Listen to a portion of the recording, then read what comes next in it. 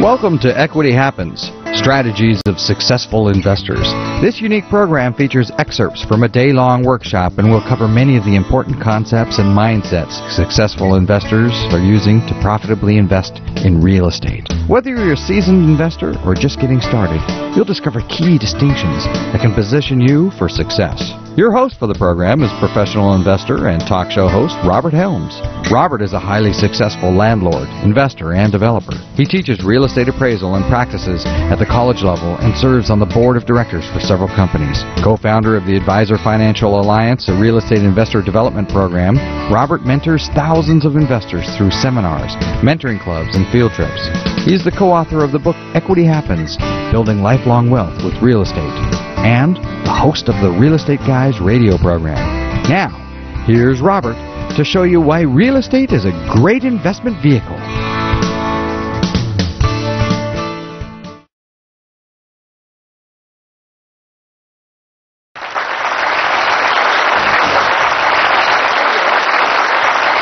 Lots of people say they want to own more real estate, and you know what they're doing this morning? They're still sleeping. You guys got up early, you got here, you made it on time because we're videoing today, and that already says a bunch about you. Guess what happens when we do a free seminar, and there are a couple things we do a year that are free. We get a whole bunch of people that sign up and they say, I'm going to be there, you bet, I'll see you there, I'll be at the seminar, and then the seminar comes and goes and they weren't there. As Mr. Rohn says, Jim Rohn says, well, the birds got them.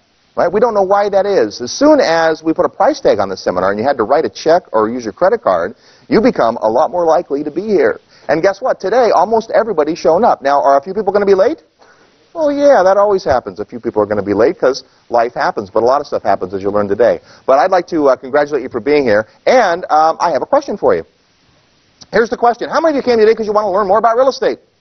Oh, look at all the hands. That is awesome. Now, here's a better question. How many of you came today because you want to own more real estate? Do you see the difference there? A lot of people want to learn about real estate, but guess what? Education is not enough. It's not enough, as I talked about earlier, just to learn. Education's important, right? You got to learn. You got to know something about it. My friend Todd Barnhart wrote a book called The 5 Rituals of Wealth. And in that book, Todd says there are no successful financial illiterates. Meaning that people get good in the money game, understand the game they're in. They understand finance. If you're going to get good at the real estate investment game or the real estate investment business, you need to have an understanding about it. So education is truly important, but education is not enough. We have this syndrome called paralysis of analysis, right? We get these people that come to our seminars, and we love these people. We call them groupies. And what they do is they show up to everything. They show up to our classes at the college. They show up to our seminars. They listen to our radio show every week. They know the formulas. They have calculators. They've learned. They've studied. What aren't they doing? Buying anything. And if you don't ever buy anything, how much are you going to profit from real estate? None. And you know what I love? I love all these no money down guys, right? No money down. There's no money down. First of all, can you buy real estate no money down? No. No, you can't. You can't buy real estate no money down. Well, okay, there are some instances where you can get 100% financing. You still have closing costs and all those kind of things, but it's very rare, and the competition for those deals is very high. So it's hard to get a really good no-money-down deal. Plus, because you aren't putting any money into the deal, the cash flow isn't very good, and many times those are the properties that end up what we call upside down, where there's more payment going out than coming in, boo hiss, and because of that situation, what happens is people lose the properties. Is that what you want to do, lose a property? No. So why is it that all these late-night TV gurus will speak to no money down? Because guess what a lot of people have? No money down. But they got $2.99 on their credit card, don't they? So I'm not trying to dissuade you, but if you have absolutely no money, no job, no credit, guess what you have also? No future, right? So it does take something. Now, it's possible to get started with just a little money and the desire. And you know what? Which is more important? Desire and attitude are everything. Absolutely. We have a saying at the Advisor Financial Alliance, which is our group of companies that help people create wealth through real estate, and that is education for effective action. Education is important, but what's more important? Action. And not just any action, not random action, but effective action. It's important that you learn what you need to learn so you can take the right steps. But the problem is people want to wait until they know enough before they do anything.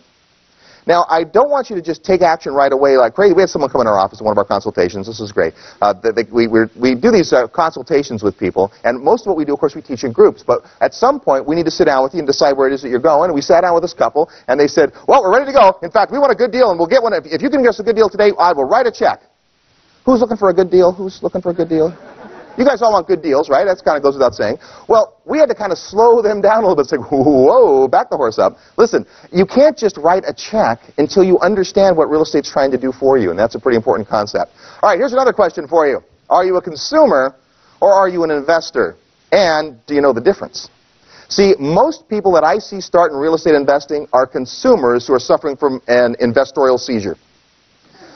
They think they're investors, but the problem is they act like consumers. So what's the difference between a consumer and an investor? Well, here's one of the basic things. First of all, a consumer saves their money.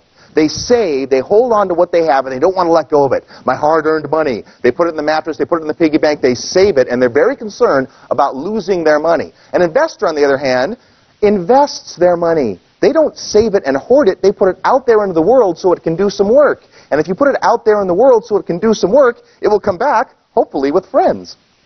And then it's a bigger pile of money, right? Now, when people come through our consultation, they have different goals and different ideas and so forth. But everybody has a different perspective. Later on this afternoon, I'm going to talk about your personal investment philosophy.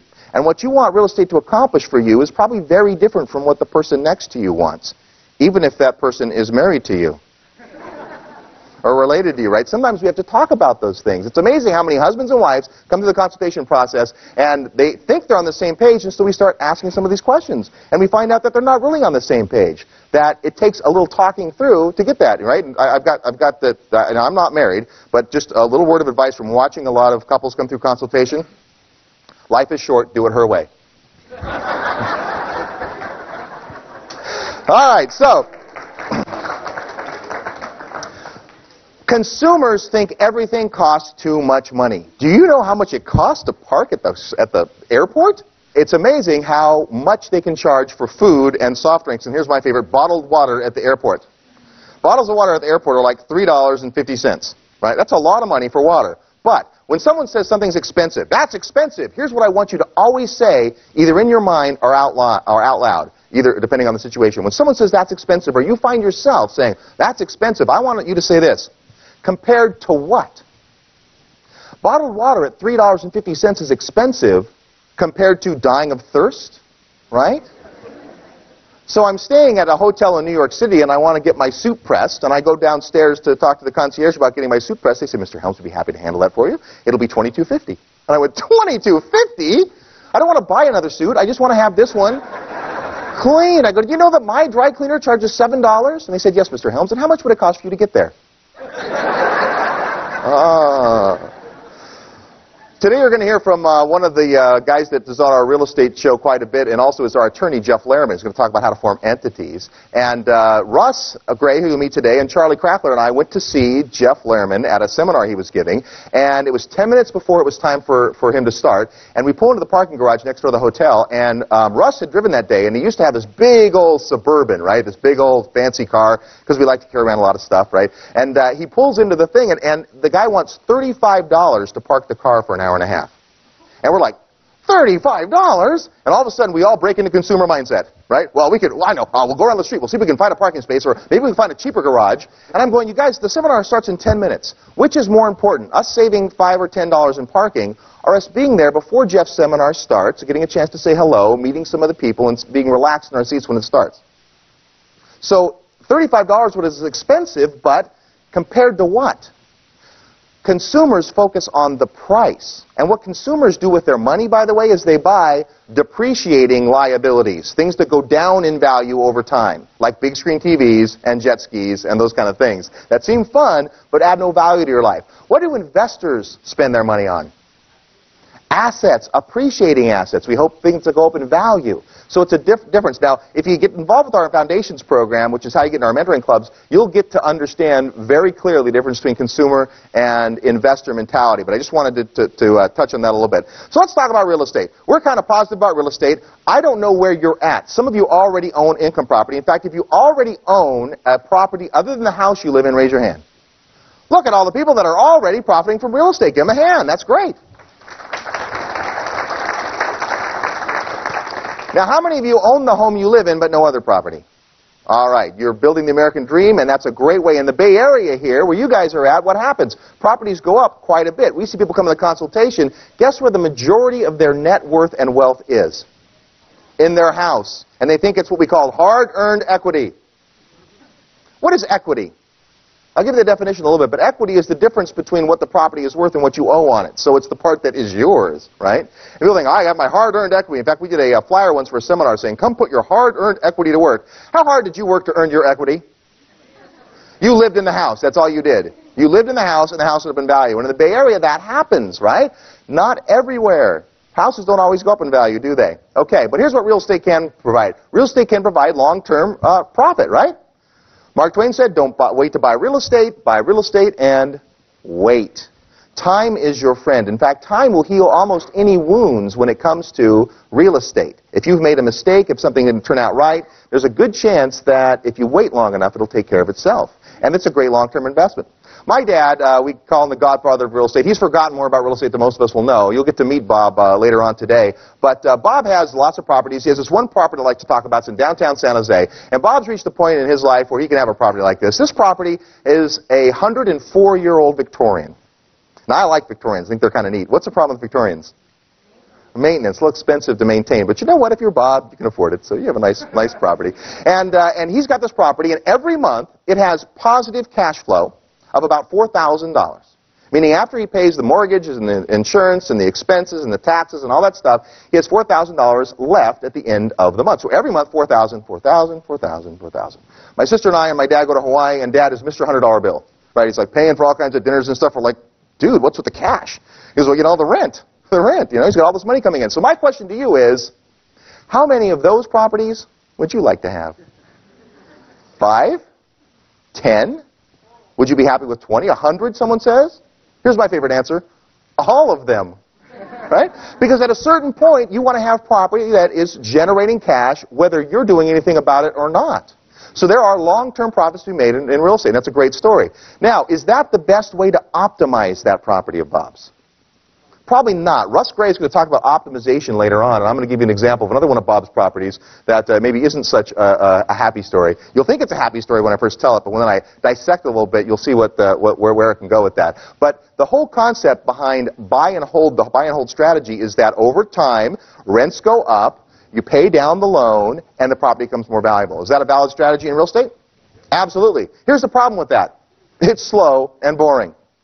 And many of you don't want to be bored, right? So instead, we look at short-term profits. Can real estate generate short-term profits?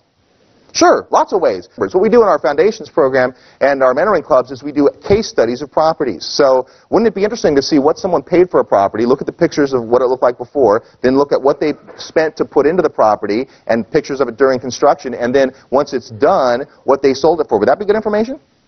Yeah, you get to see. Now, we have some people who do those kinds of projects, and they'll share the information with the group in mentoring clubs. It's one of the most powerful things we do is get like-minded investors together. But you can make short-term profits in real estate. Now, what else can you do? You can hedge against inflation because automatically real estate goes up kind of with the economy as rents go up and everything else. So it's good protection. See, inflation is going to work. The question is it going to work for you or against you? As values go up and as the dollar becomes weaker and so forth, as it costs more and more money, $3.50 to buy a bottle of water, the question is, are you a victim of inflation or are you a beneficiary of inflation? Which would you rather be? I think you'd want to benefit from it. We'll show you how to do that. Okay, also, there's some tax advantages. You know there's some distinct tax advantages. Today we have Dan Kennedy, who's a CPA, who's going to talk about some of the tax techniques and advantages for investment real estate that don't apply to your residence, but do to investment property that you have. And then Michael Yesk, who's an attorney and a specialist in 1031 exchanges, is going to show you what I think is the second best tax tool there is in real estate, and that's the power of the 1031 exchange. If you don't know what that is yet, well, you're in the right place. You're going to learn all about it today. But there are some distinct tax advantages to investing in real estate. Also, a great thing about real estate is it can provide an ongoing asset. When you buy income property, you buy two things. Guess what those two things are? Income and property. That's what you buy, income and property. And a stream of income that continues and hopefully gets larger doesn't necessarily change the underlying asset. So you can have a property for years, right, that provides $4,000 a month positive cash flow, and then you can leave it to your kids. Or not, right? You get to decide, but it's an asset that will go on for future generations. Let's talk about owning your own home. I think owning your own home is the American dream, right? And when you own your own home, there's a lot of reasons to own your own home other than the money. One of the reasons to own your own home is you get to decide when to move and what colors to paint the walls. You get to decide how big your pet is and how many pets you have. No one tells you when to move or what to do or any of that kind of stuff. You're the one who gets to decide. That's a great reason. And you can raise your kids there and all that kind of stuff. And owning a home is awesome. In fact, it's a lot better than renting. But here's what we know. There will always be people that have to rent. Is that true? Eventually, I hope they become homeowners. But in the meantime, guess what they do? Pay my mortgages. I got over 200 of them. And every night they go to bed in one of my units, and they wake up in the morning, and they go to work, and they earn a paycheck, and they come back, and they pay some of it to me, and I don't have to manage them or supervise them or watch what they do or anything. It's really a cool deal. Now, Brian Tracy says most of life's problems do come with hair on top. So you've got to think about the whole aspect of landlording. And we have a whole seminar called Landlord Boot Camp, which is designed to show you the ins and outs of what it takes to be a landlord. Because if you're going to own income properties, you need to understand rental law. Oh, yes, especially those of you in California. Because California is a very tenant-friendly state. Some of the other states we're in are very landlord-friendly states. Now, that's interesting, too. How many of you right now would not consider an investment outside of the state of California? There's a few hands, right? And that's a cover. It's okay. It's perfectly okay. Charlie Crackler, who you met earlier, Charlie's dad has a 20-minute rule in his personal investment philosophy. Charlie's dad, Joe, is a very successful investor, and he won't invest in property more than 20 minutes from his house.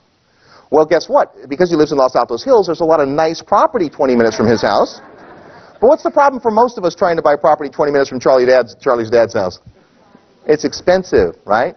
So you may want to look a little further than that. Some of the examples we use, for instance, we'll say a $200,000 property.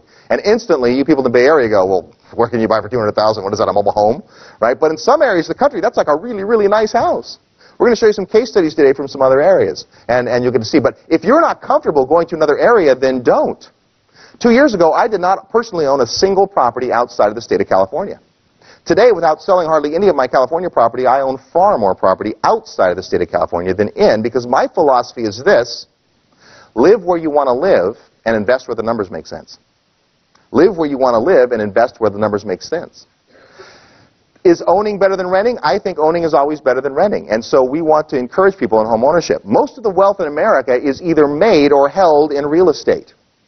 If you went out tomorrow and you made a killing in the stock market overnight, how many of you would invest some of that money at least in investment real estate? A lot of hands. Now, if tomorrow you went out and via investment real estate you made a big chunk of money, how many of you would go out and buy stocks? Not a lot of hands, but the stock market's coming back, isn't it? We'll talk about that in a minute. All right. So the question that we get a lot of times at the seminars is, well, I don't own a house yet. Let's see the people in the room. We haven't done this one yet, who don't own any real estate. You don't own any real estate. Go ahead. Raise your hands. Be okay. Now, you people have the advantage. You have the biggest advantage because you don't have any bad habits yet. Seriously, people that we get people that are, I've owned property for 20 years, and they think that they know it all because of that. Let me talk about your mind for a moment. Your mind can only be in one of two states. Number one, your mind can be in judgment. Yeah, what is all this stuff? What are these fancy, fast-talking guys trying to tell me? Right? That's judgment. Or your mind can be in curiosity. It can be open. And the mind is like a parachute. It only works well when it's open. So if you're curious, well, I wonder if I could make that work. We've seen successful investors who have done very well in the past do extremely well in the future by changing their thinking a little bit. Right? Albert Einstein said that a problem cannot be solved at the same level of thinking that created it. And so the way that we get to the next step or the next level in any area of business or investment is to think a little bit differently. One of the best ways to think differently is to get around people who think differently. And then finally, tenants are our clients who want to remember that all the time. In Landlord Boot Camp, we talk about treating clients well because they are clients. They aren't your pains. They're your gains, right? Tenants are the people that make money for you because they're paying your mortgages, and we like that. All right, so let's take a look at what's in the news. I always like to see what's going on and in the economy, and it's always fun to see that. So let's take a look for a minute at what's going on in the news. I kind of prepared some of the articles that I've been reading lately, and I got to tell you, a lot of people in the office have put some of these things on my desk because they know I like to do this. Here's one that came out a little while ago, and this is a big article in the paper. Many of you saw it. It says that most young Americans are not putting away enough for college, right? They aren't able to put away enough money for college or to be able to buy a house. Anybody relate to that? Here in the Bay Area especially, it's so expensive to live. One of the problems in buying a property is saving up the down payment. Would you agree? Right? You buy a $500,000 house, which here where you guys live is 3 bedrooms, 2 bathrooms, 1,400 square feet, run down, 35 years old on 5,500 square feet. That's $500,000. Do you realize how crazy that is? Right? We go to other places in the country and they just can't believe the prices that people pay here. But those are the kind of properties. So it's hard to save. If you had to save 10% down, $50,000 is tough to come up with. Well, you know what we found in going to other areas? Let's say you go to an area where the average purchase price is $200,000.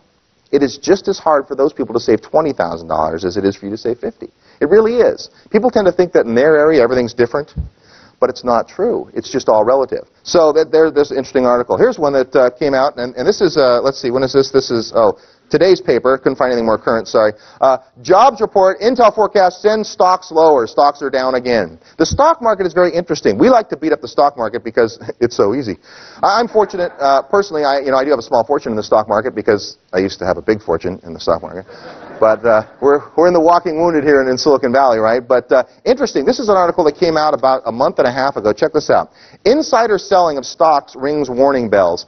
By one measure, Silicon Valley insiders, those are the executives and directors who run local companies, sold $170 worth of their company's stock for every dollar that they bought between June 1st and September 30th this year.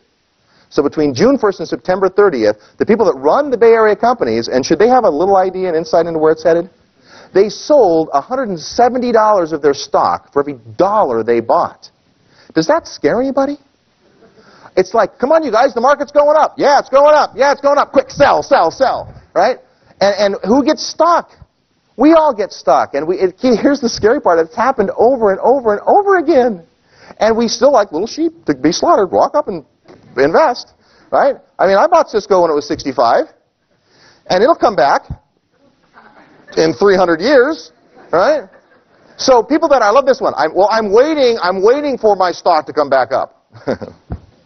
That's a good one, right? I mean, maybe some stocks are coming back up, but there's a lot in the news about that. I mean, this is another one. This was in the paper last week, and it said that the 2 top executives at a company, one of them sold stock worth $2.57 million, and another one sold stock worth $1 million. This guy took stock options, bought almost 200,000 shares of his company's stock, and sold it instantly. Guess how much he still owns of his own company stock? 1,000 shares. He kept 1,000 shares. He just sold 200,000. What does that tell you about what these people think? Here's a great one, Smart Money Magazine, if you saw this article. There's Warren Buffett. What's Warren Buffett doing? Nothing. Putting his money in cash, right? Warren Buffett, best investor there's ever been, right? Well, the article in here talks about home prices. What's next for home prices? The dreading housing bubble hasn't burst. Not yet anyway. The housing bubble's on the way, isn't it? Who's scared of the bubble? I got a clue for you. There is no bubble. There is no bubble. I'm going to prove that in just a minute. Anyway, what this finally says in this article is, relax, though, because all of the indicators, you can exhale. I can't, but it says you can exhale now. While home prices are no longer headed towards the stratosphere, they're not likely to come crashing down anytime soon. Interest rates are still low, economy is still showing signs of life, and tight housing inventories are still the rule in most marketplaces. Right here in your marketplace, what's housing like? What's the housing market like right now? It's going up, right? It's going up. Houses are selling. We've seen multiple offers again. Multiple offers on property. Yeah, absolutely. So it's pretty good. We've got, stuff that's going on. It's not a crazy, crazy seller's market where you can put your house in the market and sell it in 10 minutes, which, by the way, is never a good market, even when you're a seller. You think it is, right? Anybody sold a house in one of those markets? Remember those? You put they're putting the sign out, and then they have to go back to the truck and put the sold sign on. Right, because that's how fast, multiple offers and all that. The problem with that is even though you might get a higher price for your house, in about a year or 2 years, you'll have a new title, and it will be defendant. Because you sold a house, and they waive their inspection contingencies, and they waive their appraisal, and all the stuff they do in a hot market, and that comes back to haunt a lot of people, so be careful about that. Well, here's another topic in the news. A lot of little stealing. We've heard about the mutual fund scandal, right? SEC says mutual fund scandal is growing. We've got mutual fund firms have reason to fear injection. It's okay. You don't need to see all these. There's just dozens of them. Mutual fund mess casts cloud over investors. Here's one. Morgan to pay $50 million in their fund scandal. And prior to the mutual fund scandal, what was the scandal that we had?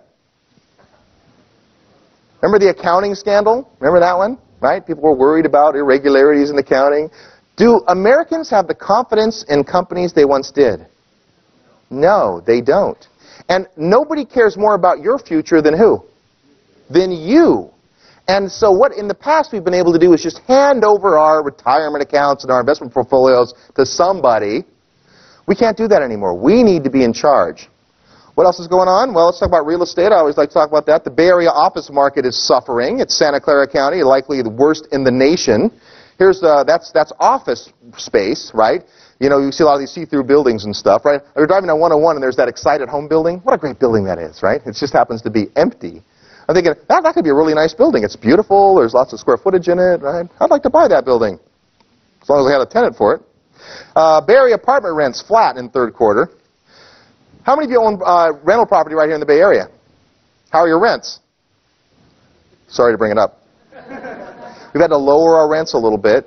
We've had to make some rent concessions a little bit. We have a little more vacancy than we used to. But guess what? Time heals all wounds. Is it always going to be like that? No. It's going to get better. You watch. I promise. But can you wait is the question. Here's another one about real estate. I love this one. Foreclosure activity rises in the valley. Foreclosure activity. This is so newspapery. Remember, there was an article here in the Bay Area about a year ago, and it said that foreclosures soar 121%. And people were like, wow, that must mean every single house is being foreclosed upon. Then you read down all the way through the article, and it said that from one quarter to the next, there were 8 more foreclosures in the whole county.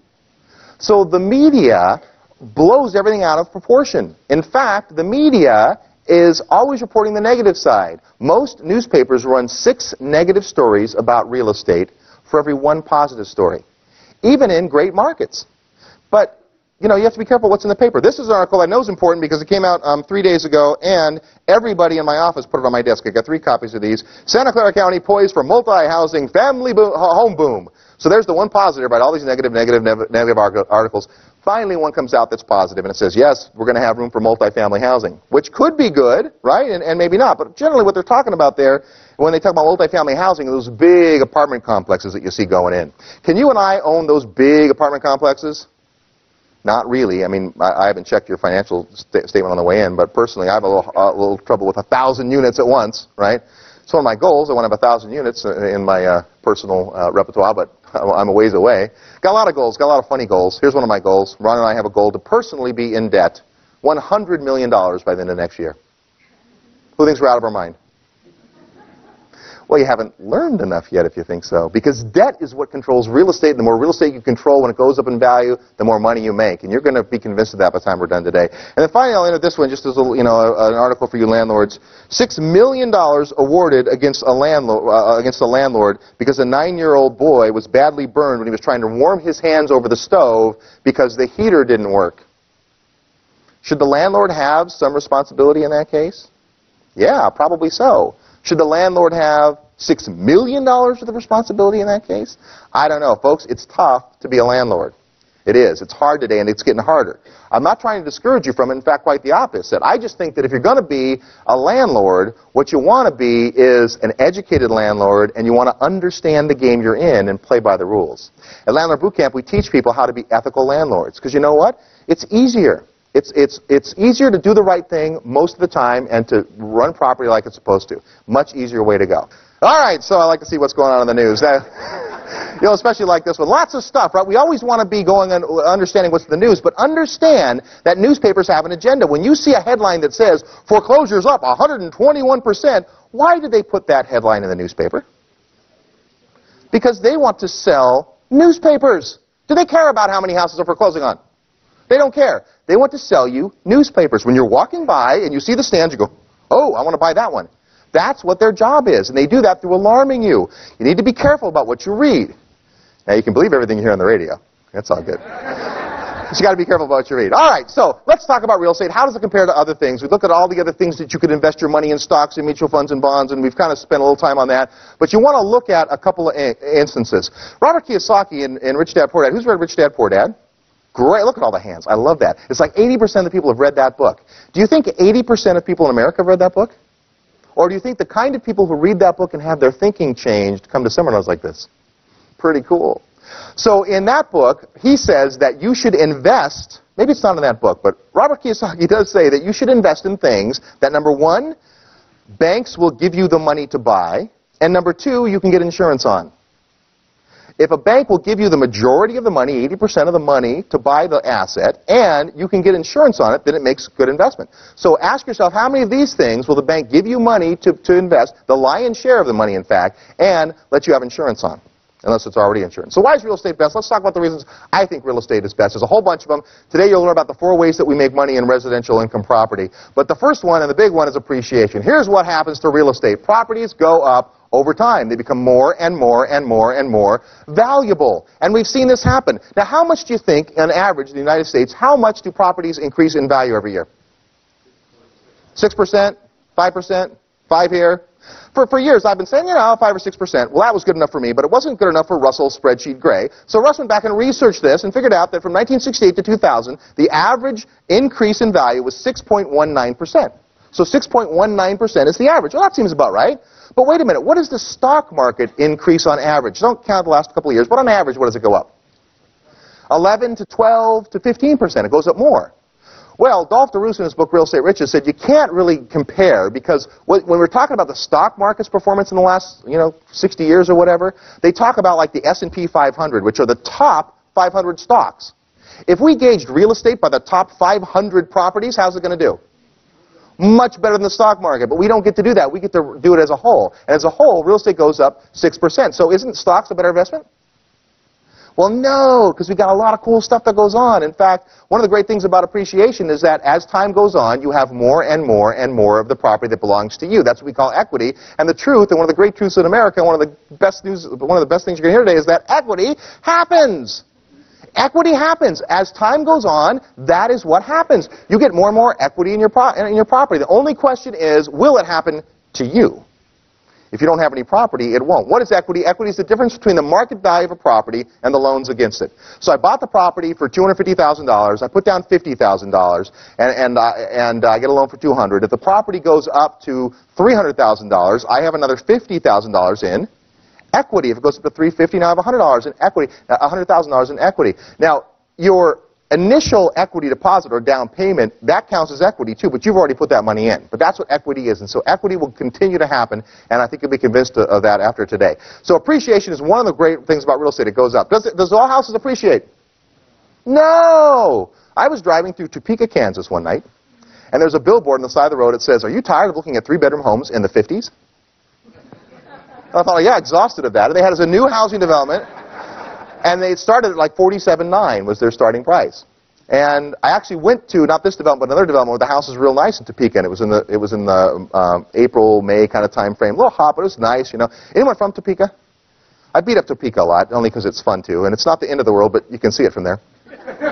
And I go to this housing development. It's a nice house. It's like 2,500 square feet, and it's $117,000 or something. I mean, I'm just going, wow, it's a beautiful, full basement. And then the guy starts talking about how the homeowners association's dues include snow removal. And I'm thinking, oh, yeah, like snow removal. One other time I was back there in the Midwest, I had pulled over to the side of the side of the road and got a soda with ice in it, left it in my car overnight, came back, and there was still ice in the soda. It never got above freezing. This is why I don't live there. The problem with owning a house in Topeka is you have to go there, and who wants to? But in Topeka, if I would have bought that house for $47,900, today it's probably worth $51,200. 10 years later. So it doesn't go up in value. See, remember we talked about average? The average is 6%. About 2 years ago, we started investing in a marketplace here in California called Sacramento. We put ourselves in first and a few key clients. Ron and I went in. Paul, who started today, our sound guy, and he bought some property there. How about a hand for the sound crew and the video crew today?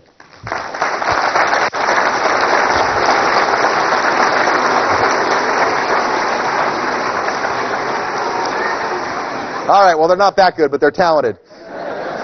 Anyway, Paul's done sound for our seminars for a couple of times. We did this seminar, and he came and said, well, what about me? Like, could I put some property in? So Paul, who you saw standing on stage in the warm-up this morning, how many of you would rent to Paul? Not too many hands. Sorry, Paul. The question is, how many of you would Paul rent to? See, Paul owns property. We talked about earlier, should you own an investment property or a house you live in? Paul is a renter here, and he owns property in Sacramento. That property's gone up in value quite a bit. If I have time today, I'll tell you that story because it's a fun story. But property goes up in value, and Sacramento went up really well. We put clients in, many of the people in the room actually are either from Sacramento or bought property there, and those are the ones that you can tell are smiling, because last year, Sacramento was the #1 appreciating marketplace in America. Is it good to invest in the #1 appreciating marketplace in America? Yeah, are you always going to be able to do that? Now here's a question for you. Do you think that we went up and put a bunch of people into Sacramento property and then by some coincidence it went up in value? Or do you think that my company spends its time researching areas that are going to go up way above average? I don't know. You decide. See, here's the thing about average. Average means half the markets are better and half the markets are below. Do you know that more than half? Let's do this. Here's averages for you. Right now, half the people in this room are below average intelligence. For this room, right? Half of you are below average intelligence for the room. Is that true? That's a statistic for you. Look at averages, and they're only averages. Appreciation, though, the way that we do better than the 6% is we do a little research and a little study and a little due diligence, and we find markets that we expect will have better appreciation. Not necessarily the best in the nation, but pretty well. All right, what else? Leverage. This is a great positive benefit about real estate. In real estate, you don't have to have 100% of the money to get the asset. You control the asset for a portion of the value. So rather than have to have all of the money to buy a property, I can have just a part, a down payment, say 20%. What if I put 20% down on a $250,000 property? $50,000 controls the asset. Now, if the $250,000 property goes up to $300,000, how much of the $50,000 in gain does the bank get?